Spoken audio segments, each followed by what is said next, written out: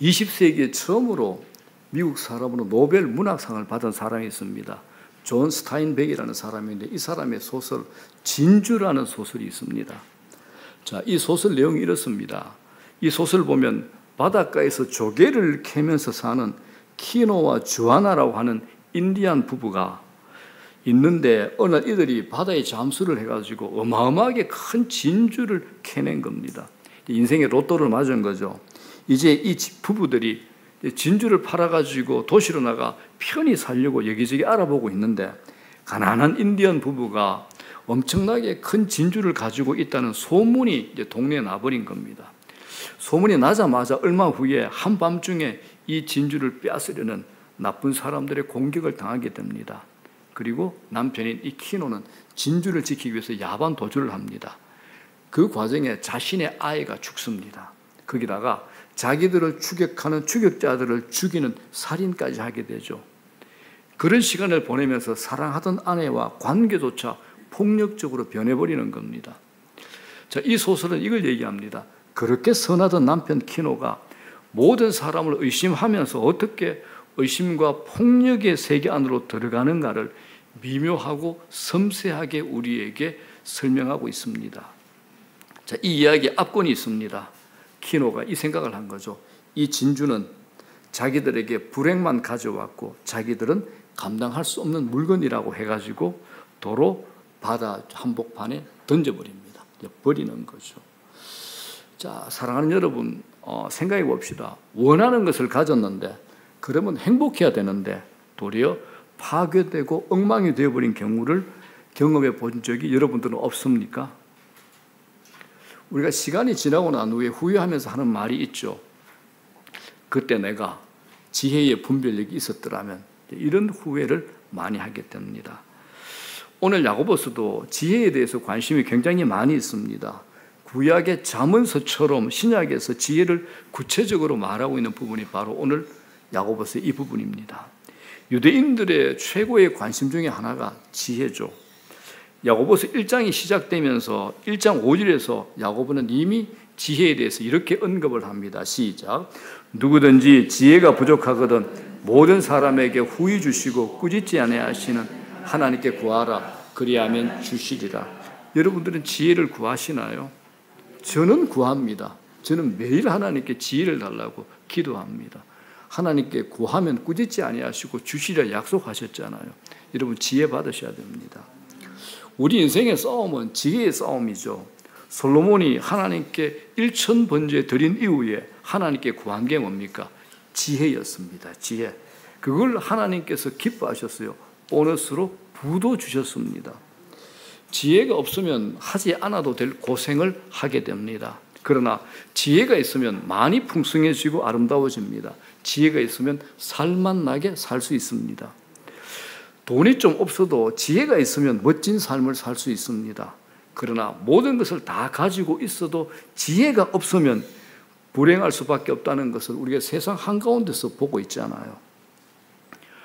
어렵고 복잡한 일이 일어나도 지혜가 있는 사람은 잘 해결하는데 지혜가 없으면 단순하고 아주 간단한 문제도 복잡하게 만들어버립니다. 그건 문제 자체보다 그 사람에게 지혜가 없기 때문에 그러합니다.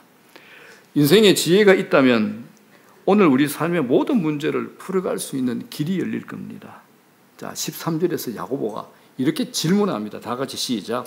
너희 중에 지혜와 총명이 있는 자가 누구냐? 도전적 질문이죠. 여러분들은 이 질문에 어떻게 대답하시겠습니까? 너희 중에 지혜와 총명이 있는 자가 누구냐? 여러분들 어떻게 대답하시겠습니까? 예 하시겠습니까? 아니요 하시겠습니까? 자, 예 하실 분은 예 하십시오. 시작. 아니요 하실 분. 아니요요. 예. 아마 이 설교를 듣고 난 다음에 자신이 지혜가 있는 사람인가 아닌가를 조금 힌트를 얻을 수 있을 것 같습니다. 본문은 놀랍게도 이렇게 얘기합니다. 네가 지혜가 있다면 보이라라고 합니다. 보이라라고 합니다. 지혜는 머리에 담겨 있는 것이 아니라 삶으로 증명되어야 한다는 것이죠. 자, 13절입니다. 시작. 너희 중에 지혜와 총명이 있는 자가 누구냐? 그는 선행으로 말미암아 지혜의 온유함으로 그 행함을 보일지니라. 그 행함을 보일지니라. 지식에 갇혀 있는 지혜가 아니라, 말로만 하는 지혜가 아니라 행함으로 증명되는 지혜를 강조합니다. 자, 그러면서 이제 본문이 특별히 이 지혜를 통해서 말하고 싶은 게 있는데, 지혜는 두 가지 종류의 지혜가 있다라는 겁니다. 첫 번째는 하늘로부터 임한 지혜, 하늘의 지혜, 위로부터 내려온 지혜가 있고, 두 번째는 땅에서 난 지혜가 있다라는 겁니다. 이 두 가지를 구분하셔야 됩니다. 자, 땅에서 난 지혜의 특징을 세 가지로 이렇게 나눕니다. 15절 시작. 이러한 지혜는 위로부터 내려온 것이 아니요 땅 위의 것이요 정욕의 것이요 귀신의 것이니. 땅 위의 것이라는 것은 세상적이고 정욕적이고 마귀적, 귀신의 것이라는 겁니다. 쉽게 말하면 세상에서 난 지혜는 하나님으로부터 멀어지게 하는 지혜입니다. 그 안을 들여다보면 자기 중심적이죠. 이기적이고 탐욕적인 지혜입니다. 이런 땅의 지혜가 어떤 모습으로 드러나는가를 16절에서 이렇게 얘기합니다. 시기와 다툼으로 드러난다 합니다. 자, 15절 16절 시작. 이러한 지혜는 위로부터 내려온 것이 아니요 땅 위의 것이요 정욕의 것이요 귀신의 것이니 시기와 다툼이 있는 곳에는 혼란과 모든 악한 일이 있습니다. 뭐 다른 거는 이해하겠는데 귀신의 것이라 그랬다면 굉장히 기분 나쁘잖아요. 땅에서 난 지혜는 귀신의 것이랍니다. 여러분, 땅의 지혜를 사용하면 지혜는 지혜인데 시기가 일어나고 다툼이 일어납니다. 왜 그렇습니까? 땅의 지혜는 자기 중심적이기 때문에 그렇습니다. 이 세상의 지혜라고 말하는 게 공통적인 특징이 있죠. 자신을 드러내는 겁니다. 자신을 드러내고 자신을 높이고 자신의 잘남을 증명하는 것을 부추깁니다. 자신을 높이려는 목적이 있기 때문에 자연히 투쟁적입니다. 자, 교회 안에서도 마찬가지입니다. 교회 안에서 다툼이 있는 사람들은 항상 열심히 봉사하시는 분들입니다. 교회 안에서 열심히 봉사하는데 잘못된 열심이 있을 수 있죠. 열심으로 하지만 자신을 높이려는 동기가 숨어 있으면 그건 땅에서부터 나온 지혜라는 겁니다. 또 있습니다. 시기심으로 열심히 일할 수 있습니다. 하나님은 없고 오직 사람들에게 인정받기 위해서 열심히 일을 하는 사람, 우리가 여러 교회 거치면서 보고 있지 않습니까? 시기와 질투는 아주 무섭습니다. 시기와 질투가 있으면 공동체 안에 모든 인간관계를 다 깨뜨려 버립니다. 질투가 끼어들면 가까운 사이도 쌀벌해집니다. 우리 어린아이가 동생이 태어나면 엄마 품에 안겨있는 동생을 보며 시기와 질투심이 일어납니다. 엄마가 잠시 고개를 돌린 틈을 타 찌르죠. 꼬집기도 합니다. 질투는 내 불행보다 상대의 행복 때문에 괴로운 겁니다. 성경 안에도 시기와 질투 사건이 정말 많습니다. 굉장히 중요하죠. 아담의 첫째 아들이 누구죠? 가인. 하나님께서 자기 제사는 받지 않고 동생의 제사를 받으신 것에 대해서 질투가 불타올랐습니다. 그래서 어떻게 하죠? 동생을 돌로 쳐 죽입니다. 인류 최초의 살인이잖아요. 질투가 형제 관계를 깨는 정도가 아니라 사람을 죽이는 단계까지 끌고 갑니다. 또 있습니다. 창세기에 요셉의 형들은 아버지의 편애에 질투가 일어나서 동생 요셉을 죽이려다가 그나마 양심이 살아나서 동생을 팔아버립니다. 또 있죠. 사울은 왕인데 청년 다윗이 블레셋 장수 골리앗을 넘어뜨리고 나서 거리마다 들려오는 그런 소리가 있었습니다. 사울은 천천히요, 다윗은 만만이라. 이 여인들의 노래, 질투의 영이 임했습니다. 사실 사울 왕은 성경을 보기 때문에 외모도 준수합니다.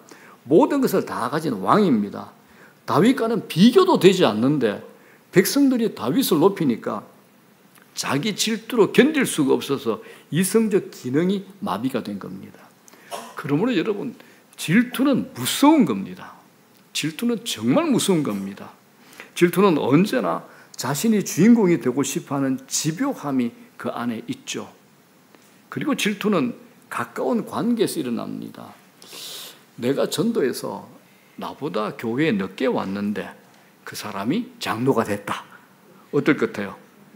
나보다 훨씬 허접한 아이가 교회에 왔더니 은혜를 받고 똘망똘망해지고 지혜롭고 잘 섬기고 갑자기 나는 집사인데 지가 먼저 권사가 됐어. 어떨 것 같아요? 이건 견디기 어려워집니다, 여러분. 질투가 어려운 게 있죠. 노골적으로 표현을 못 하잖아요. 혼자 가슴에 품고 끙끙 앓아야 되는 겁니다. 왜? 노골적으로 표현했다가는 자신이 아주 유치해지기 때문에 그렇습니다. 다른 사람이 잘하고 인정받으면 기뻐하고 박수를 쳐줘야 되는데 딴지를 걸고 싶어 합니다. 비틀고 괜히 깎아내리고 싶어 하는데 그게 바로 오늘 성경이 말하는 땅의 지혜입니다. 정욕적이고 마귀적이라는 겁니다. 자, 여러분들에게 질문합니다. 여러분들 마음에 교회 안에서 라이벌 관계 있는 사람이 혹시 있습니까? 나는 저 사람이 내 라이벌인 것 같아. 어떻습니까? 있나요, 여러분들? 신경 쓰입니까? 이건 하늘에서부터 온 지혜가 아닙니다.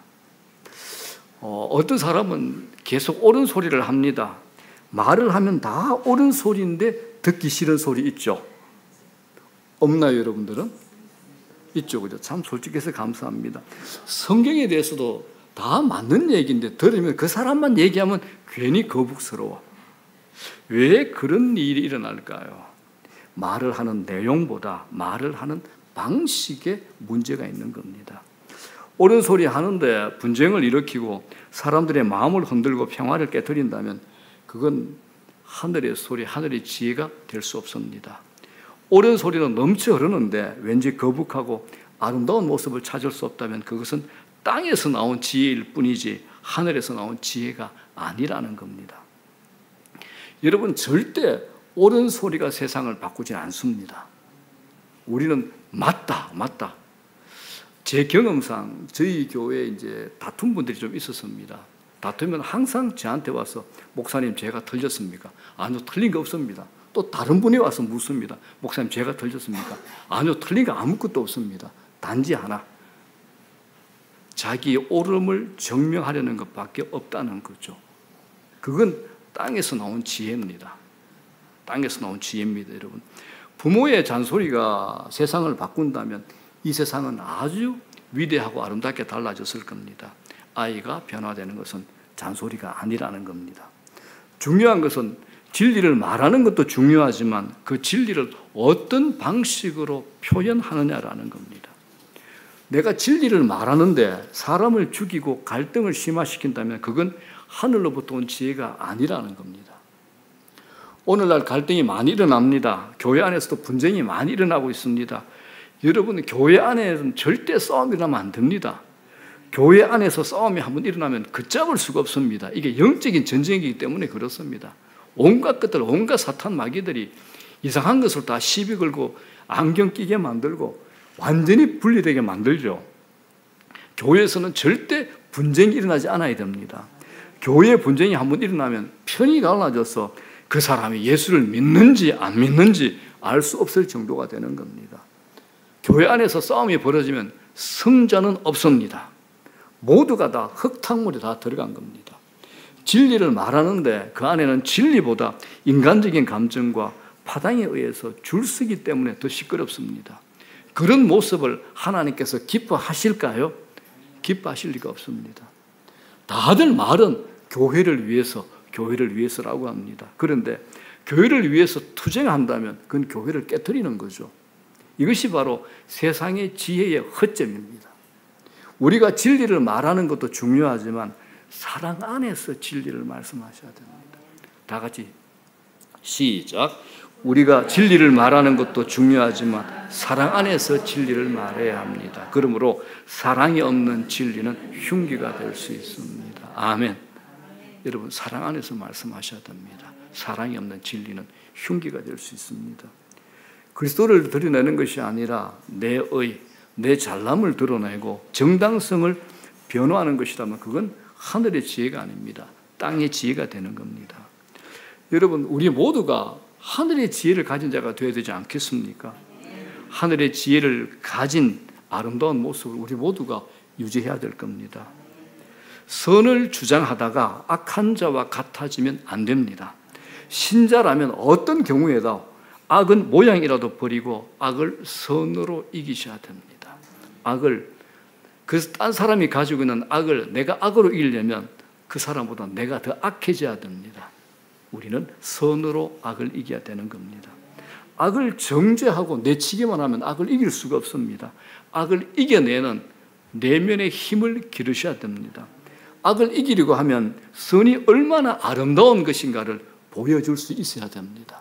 악을 악으로 대하지 않고 내가 가지고 있는 예수 그리스도를 통한 선이 얼마나 아름다운 것을 보여줄 수 있는 그런 영적 실력을 가지셔야 됩니다. 그래서 성경의 최종적인 신자의 최종적인 모습이 뭡니까? 네 원수를 사랑하라. 이 자리까지입니다. 우리 주님이 우리에게 이 자리까지 끌고 가시는 겁니다. 네 원수까지도 사랑해라. 자, 본문에서 이걸 강조합니다. 땅의 지혜와 하늘의 지혜가 얼마나 다른가를 삶으로 드러내야 된다. 야고보가 이걸 우리에게 강조하고 있는 겁니다. 자, 그러면서 이제 야고보는 하늘로부터 온 지혜를 우리에게 가르쳐 줍니다. 자, 17절, 18절입니다. 위로부터 난 지혜. 위로부터는 무슨 지혜죠? 하늘의 지혜입니다. 자, 다 같이 시작. 첫째, 성결하고, 다음에 화평하고, 관용하고, 양순하며, 긍휼과 선한 열매가 가득하고, 편견과 거짓이 없나니, 화평하게 하는 자들은 화평으로 심어 의의 열매를 거두느니라. 아멘.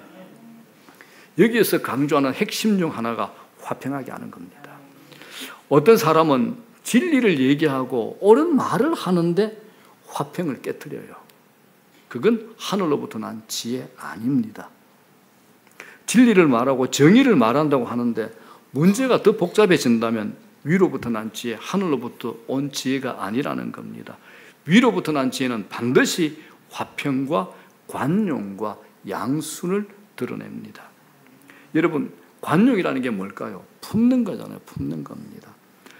분당 우리 교회 이찬수 목사님, 여러분들 뭐 좋아하는 분들이 많잖아요. 그죠? 설교 중에 이런 얘기를 했어요. 제가 좀 인용을 합니다. 지금 분당 우리 교회 찬양을 인도하는 그 찬양 목사님이 대학생 시절에 겪은 일입니다. 이분이 노래를 잘하니까 담임 목사님이 선교사들이 모이는 모임에서 찬양 인도를 맡겠답니다. 그때 아직 어린 대학생인데 중요한 일을 맡았죠.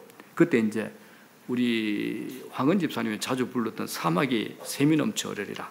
이 찬양을 멋지게 편곡해서 부르는데 너무 긴장을 해서 이렇게 불렀다고 합니다. 이거죠, 그죠? 사막에 샘이 넘쳐 흐르리라. 사막에 꽃이 피어 향내 내리라. 주님이 다스릴 그 나라가 되면은 사막이 꽃동산 되리.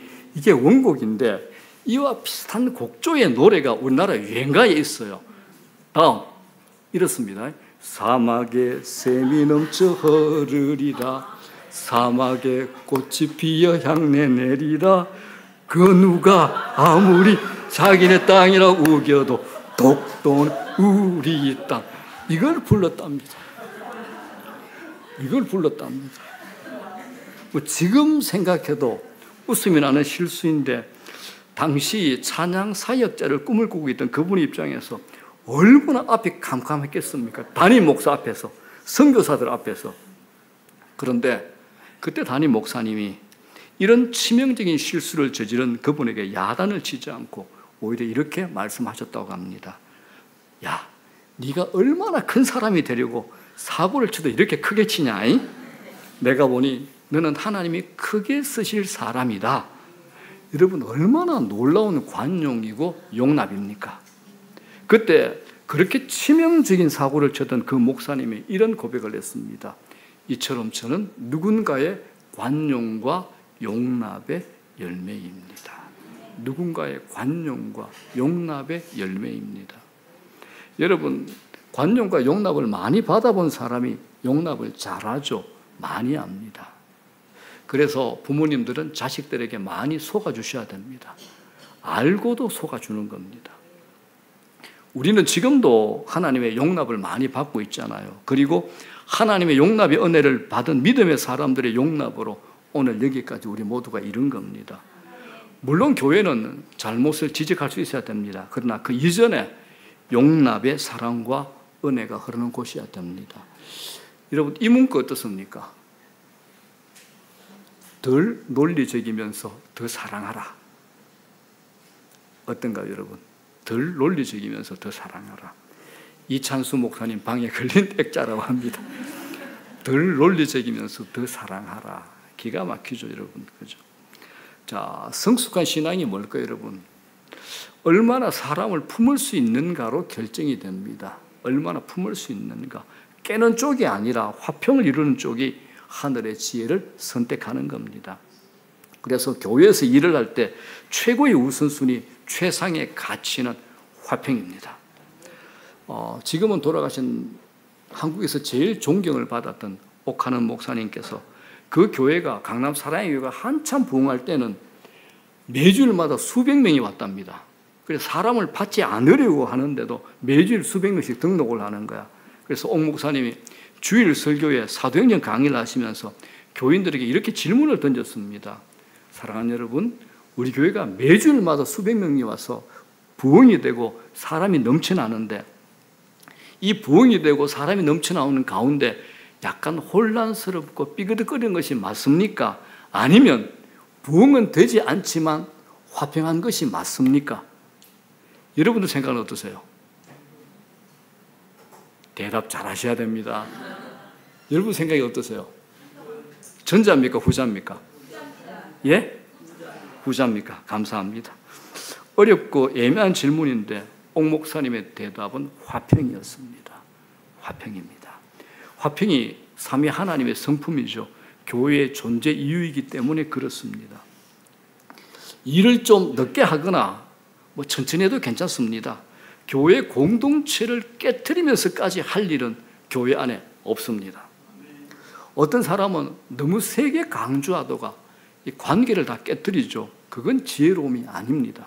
하늘의 지혜를 가장 잘 드러낸 사람은 분쟁하는 그곳으로 들어가 그곳을 화평으로 바꾸는 사람입니다. 피스메이커입니다. 반대 의견이 있을 수 있습니다. 나와 같은 생각을 갖지 않는 사람이 있는 것 자연스러운 일입니다. 자기 의견 주장할 수 있습니다. 그러나 최종적인 것은 하나님의 심판에 맡기셔야 됩니다. 절대로 안 된다고 한다면 내가 하지 않아도 하나님께서 하실 것이기 때문입니다. 그래서 우리는 받아들일 줄 아는 관용, 용납이 절실한 시대를 살고 있습니다. 여러분, 우리 모두가 넓어지셔야 됩니다. 받으셔야 됩니다. 넓어져야지 깊어지죠. 진리를 말한다고 바른 말 한다고 해결되는가? 절대 그러지 않습니다. 답은 하나입니다. 하늘의 지혜. 하나님의 지혜 중에 정수가 뭡니까? 십자가잖아요. 십자가가 뭡니까? 모든 것을 다 품는 것이 십자가입니다. 십자가가 뭡니까? 악까지 죄까지 다 품는 거잖아요. 주님은 악을 징벌함으로써 세상을 변화시키는 것을 꿈꾸지 않았습니다. 악을 사랑으로 품으면서 죽어가신 것이 우리 구주 예수 그리스도의 십자가죠. 십자가만이 세상의 유일한 해답이 됩니다. 만약에 이 시대에 모든 교회들이 십자가의 사랑으로 제대로 살아냈다면 이 세상이 이렇게 될 리가 없습니다. 십자가는 세상 사람에게는 매우 미련하게 보이는 방법입니다. 상대방이 강하게 나오면 나도 강하게 나가야 이길 것 같은데 성경의 원리 절대 그렇지 않습니다. 이기는 것이 아니다라는 겁니다. 내가 똑똑한 것을 증명하기 위해서 강변하는데 그건 똑똑한 것이 아니라는 겁니다. 내가 가진 논리로 싸우면요, 관계는 더 멀어집니다. 나중에는 해결할 길도 없어집니다. 이건 세상의 지혜죠. 그러나 하늘의 지혜는 십자가 안에서 발견합니다. 십자가 안에서 이 세상의 모든 문제를 푸는 길이 십자가 안에 있습니다. 여러분들 믿으시면 아멘.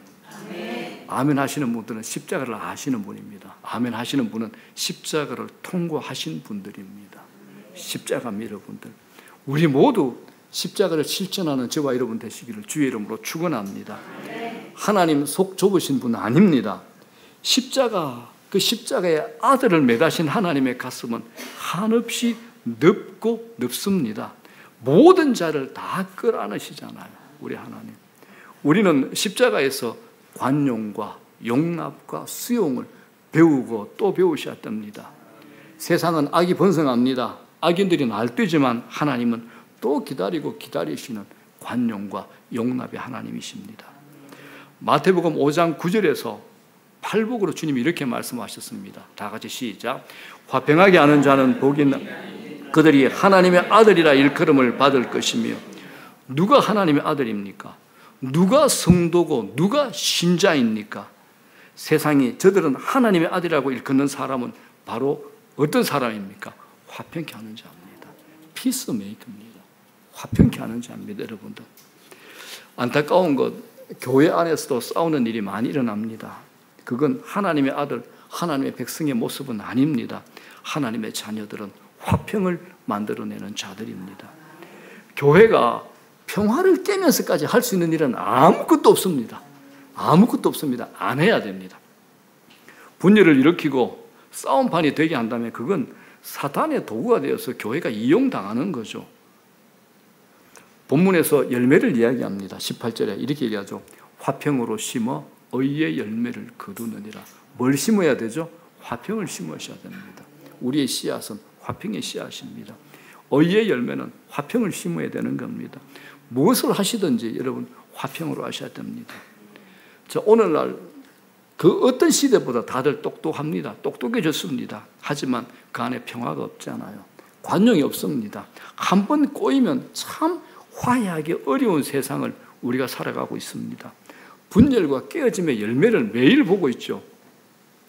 허물과 실수 누구에게나 있을 수 있습니다, 여러분들. 들추기 시작하면 살아남을 자 한 사람도 없습니다. 우리 맨날 TV에서 인터넷에서 보고 있지 않습니까? 들추면 살아남을 놈 아무도 없다. 감옥에 있는 사람은 어떤 사람은요? 들킨 죄인들. 우리는 안 들킨 죄인들. 딱 이렇게 구분되잖아요. 여러분들 안 들킨 죄인 아닙니까? 안 들킨 의인들이십니까, 여러분? 나는 안 들킨 죄인인데. 여러분, 십자가 안에 있는 감추인 지혜를 붙드셔야 됩니다. 투쟁하는 방식 절대 아닙니다. 이기는 것이 아니라는 것을 아시기를 바랍니다. 자, 여러분, 이 말씀 우리가 꼭 명심하면 좋겠습니다. 지혜로운 사람은 자신의 옳음을 주장하는 사람이 아닙니다.